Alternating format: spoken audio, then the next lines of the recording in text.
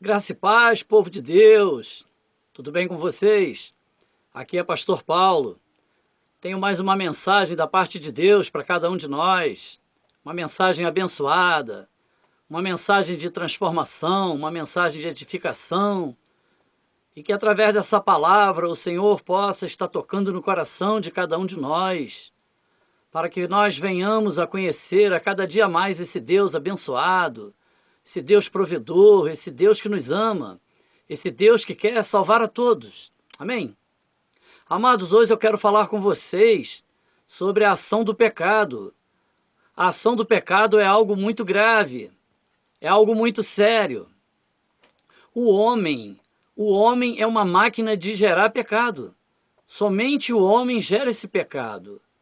E aí, amados, quero dizer para vocês que há coisas que são de grande valia, há coisas que são assim de grande valor, há coisas que são guardadas em cofre, são coisas guardadas a 7 chaves, há riquezas que nós guardamos em baús, em cofres, há coisas que guardamos no fundo do nosso coração. Assim deve ser o nosso maior tesouro, a palavra de Deus. A palavra de Deus precisa ser guardada a 7 chaves, amém? O Salmo 119, versículo 11, diz assim: escondi a tua palavra no meu coração para não pecar contra ti. Porque nós precisamos guardar a palavra do Senhor para que a gente possa resistir ao dia mau, para que a gente possa resistir às tentações, para que a gente não venha cair nas ciladas do inimigo. Amém, povo? Amados, a nossa mensagem de hoje, ela está lá em Mateus, capítulo 15, do versículo 15 ao 20, que diz assim a palavra do Senhor. E Pedro, tomando a palavra, disse-lhe: explica-nos essa parábola. Jesus, porém, disse: até vós mesmos estáis ainda sem entender? Ainda não compreendeis que tudo que entra pela boca desce para o ventre e é lançado fora? Mas o que sai da boca procede do coração, e isso contamina o homem. Porque do coração procedem os maus pensamentos, mortes, adultérios, prostituição, furtos, falsos testemunhos e blasfêmias. São essas coisas que contaminam o homem. Mas comer sem lavar as mãos, isso não contamina o homem. Amém? Senhor Deus e meu Pai, eis aqui a tua palavra, eis aqui o teu instrumento. Usa-me agora, Senhor, como instrumento para abençoar todo aquele que ouve essa mensagem. Que todo aquele que ouvir venha a ser tocado pela unção do teu Espírito Santo em nome de Jesus. Amados, Jesus ele está sendo questionado pelos escribas e fariseus no início do capítulo sobre a questão de lavar as mãos, que era um ritual ali colocado pela lei de Moisés, um ritual que falava de purificação. E aí Jesus está dizendo uma coisa maravilhosa: não é com ritual, não é com movimento, não é com gesto, não é lavando as mãos que eu me purifico, porque o pecado ele não é externo, o pecado ele não entra, o pecado é aquilo que sai, o pecado ele é de dentro para fora. E Jesus está dizendo assim: em mim todos os pecados são curados. Não são os rituais, mas os rituais apontavam para a santidade do Senhor. O que contamina não é o que entra pela boca, mas sim o que sai dela. O Senhor explica ali a ação do pecado. O pecado aqui nós vamos falar de 4 pontos: a motivação, o desejo, o processamento e a ação do pecado. O pecado não está naquilo que está à minha volta. Eu preciso entender que o pecado ele não está no outro. O pecado não está naquilo. O pecado ele está em mim. Amados, o exemplo da espada pendurada numa parede. A morte não está na espada, mas a morte está no desejo de pegar aquela espada. E naquilo que eu absolvo, naquilo que eu pratico, naquilo que eu trago para a minha vida, aquilo que eu tenho no meu coração. E o pecado ele influencia, o pecado ele contamina, o pecado é algo grave. Primeiro ponto, amados, motivação. A tentação. A motivação ela é feita pela tentação e a gente precisa vigiar. E a palavra de Deus diz para nós vigiarmos e orarmos. O diabo ele é tentador. O diabo ele é estrategista. A função do diabo é tentar. O diabo é tentador, mas eu preciso entender que a minha função é vigiar e orar. Porque desde o momento que eu vigio, eu não caio em tentações. Eu preciso orar para eu estar ligado com Deus, porque quando eu oro, eu entrego para o Senhor a minha dificuldade e o meu pecado. O diabo lança a sua semente, ele está sempre lançando a semente. Como? Através da palavra de discórdia. A palavra de discórdia, ela traz o quê? Discussão. E numa discussão, amados, a gente observa que os dois pontos entendem que estão certos, que estão corretos. Outra forma do diabo lançar a semente, através de ofertas ilícitas. Quantas ofertas ilícitas a gente recebe? A lei da vantagem. Isso faz com que a gente dê legalidade para que o diabo atue na nossa vida e a gente acaba cometendo pecado. A mentira, a vaidade, a soberba são ferramentas usadas pelo inimigo para que a gente ache que a gente é melhor do que o outro e com isso a gente comete o pecado. Os olhos fotografam, os ouvidos captam, o cérebro grava, o coração deseja, processa, a mente maquina, elabora, o corpo desfruta e se deleita. E é assim que começa então, amados, a motivação do pecado. O pecado, ele é uma tentação externa, mas a atividade do pecado, a ação dele, o epicentro dele é o nosso coração. É de dentro para fora, porque o que contamina é o que sai da boca. A gente precisa também, meu querido, ter cuidado com as palavras, cuidado com o que tu fala, cuidado com aquilo que tu profetiza, cuidado com aquilo que tu joga na vida do outro, porque há maldição na palavra. A mesma palavra que abençoa é a mesma que amaldiçoa. E a boca fala o que está no coração. A gente externa tudo aquilo que está por dentro. É o que está dentro de nós que sai e atinge o outro. Segundo ponto, amados, é o desejo. O desejo é algo muito sério. O desejo é o segundo ponto. É aquilo que eu faço o quê? Aquilo que eu vejo. Aquilo que eu ouço. Aquilo que eu toco. Aquilo que eu passo a ter conhecimento. Eva peca quando ela faz o quê? Quando ela vê, quando ela ouve, quando ela toca. E ela desejou o quê? Ter conhecimento. A gente precisa vigiar nessas áreas, sabe? Inclusive querer ser melhor do que o outro. Às vezes esse desejo, isso é um desejo satânico, isso é um desejo de maldição, isso é um desejo de soberba. E o Senhor resiste aos soberbos. Essa é uma atitude de pecado. Quantos homens caem por causa da soberba? O terceiro ponto é o processamento. Processamento é aquilo que a mente elabora. O pecado é elaborado.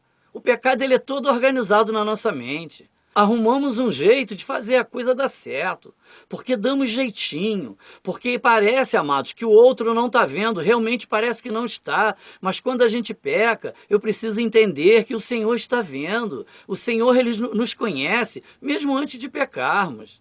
E aí arrumamos um jeito de o quê? De não sermos descobertos. Apenas o fato de desejar, nós já pecamos, Jesus falou sobre isso.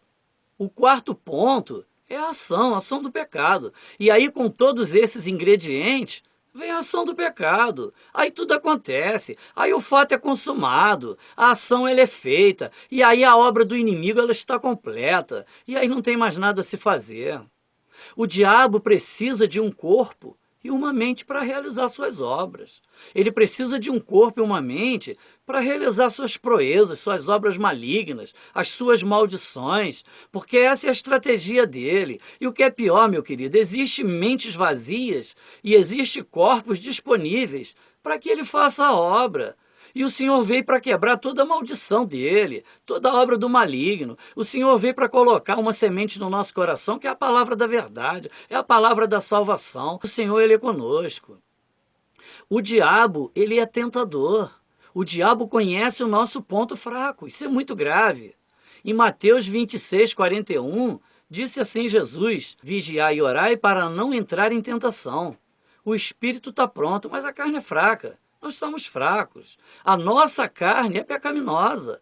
É nela que nós pecamos. É nela que a coisa se agrava. Eu preciso entender que o pecado habita em mim. Eu preciso entender que eu sou dependente de Deus. Eu sou dependente de Jesus. Porque senão eu caio em tentação. As tentações estão sempre ao nosso derredor.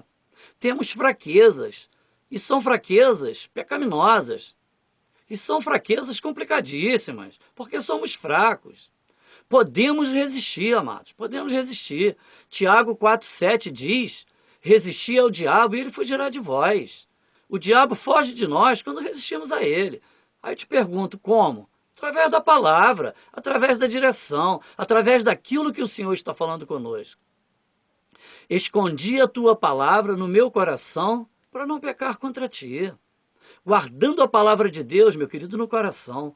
Eu preciso guardar os mandamentos do Senhor no meu coração. Eu preciso guardar aquilo que o Senhor fala comigo. Eu preciso guardar a instrução. A palavra não é só para ouvir e descartar, não. A palavra precisa ser meditada, ela precisa ser guardada. Eu preciso viver de acordo com aquilo que a palavra do Senhor está falando comigo. Obedecendo a instrução. O que é isso? É andar na direção do Senhor, andar naquela direção que a palavra me diz. O coração tem de estar cheio de quê? Da palavra de Deus. Amados, um recipiente, quando ele está cheio, não cabe mais nada. Porque quando você está vazio, você fica simplesmente vulnerável às obras do inimigo. Mas quando você está cheio da palavra de Deus, você sabe guerrear, você sabe batalhar. E aí você sabe operar também na vida do outro. O que contamina não é o que entra pela boca, mas sim o que sai dela. A boca fala o que o coração está cheio. Às vezes, amados, a gente abre a boca e solta bobagem, fala besteira, a gente solta maldição. Os lábios podem matar, os teus lábios podem matar a vida do outro. O coração cheio de ódio gera morte. A morte de quem está contaminado e contamina a vida do outro. Isso é um vírus perigosíssimo. A mesma boca que abençoa, ela pode amaldiçoar. O poder da palavra. O poder da palavra de bênção, assim também existe o poder da palavra de maldição. O Verbo encarnou para quê? Para que os nossos pecados fossem perdoados, nossas feridas fossem saradas, a morte fosse vencida, coração transformado a cada dia, e vivêssemos eternamente. O Verbo é a palavra é o Senhor. Jesus é o Verbo encarnado. Era a promessa de salvação para cada um de nós, uma vez que nós caímos em tentação e nós pecamos e começamos a morrer. Agora, com Jesus, os nossos lábios também podem o que hoje? Podem abençoar. Os nossos lábios podem ser lábios de cura. Os nossos lábios podem ser lábios de salvação. Os nossos lábios podem pregar as boas novas, anunciar o reino dos céus. Essa é a promessa do Senhor através dos nossos lábios. Por isso eu preciso estar com o meu coração cheio da palavra. O Senhor, Ele quer encher o nosso coração com a sua palavra, com o seu poder.